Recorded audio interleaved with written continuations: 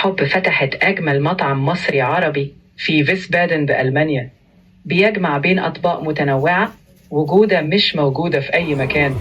تعالى واعرف يعني إيه طعم الحب المصري. تعالوا معايا وعيشوا تجربة مش زي أي مكان. في قلب فيسبادن جوه بلانزن كولا، مطعم بامبوس جارتن بيفتح لك أبواب الجمال والجودة.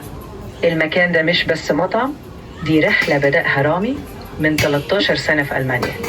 بدأ من الفود تراك وبقاله 4 سنين حول الحلم ده لمطعم حقق نجاحات كبيرة. عندنا هنا الجودة هي الأساس، أكل طازة كل يوم، تنوع بين الأطباق المصرية والألمانية، كل حاجة معمولة بحب. رامي بنفسه في المكان بيتابع كل خطوة، بيسأل الزباين وبيضمن إن الجودة دايما 100%. المكان مش بس أكل، ده خضرة وراحة، وتقدر تشوف جدول الأكل على الموقع. من كل الجنسيات بيجوا، لأن هنا الكل بيلاقي طعمه. تعال بنفسك وشوف إزاي رامي حول الشغف لواقع. جاهز؟ المكان مستنيك. فلافل مصرية،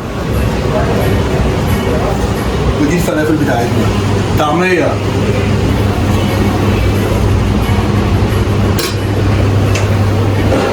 يلا بينا.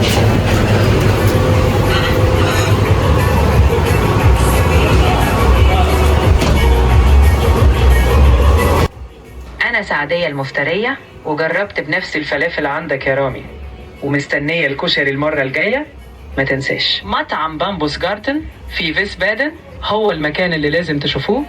أشوفكم هناك، الفرصة دي ما تتفوتش.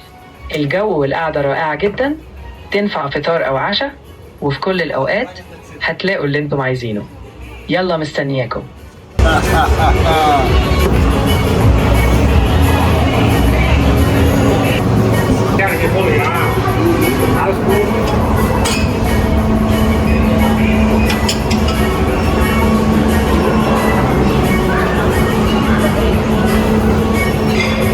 أنا رامي من مصر ومعايا مريم، بقالنا هنا في المطعم حوالي سنة و4 شهور.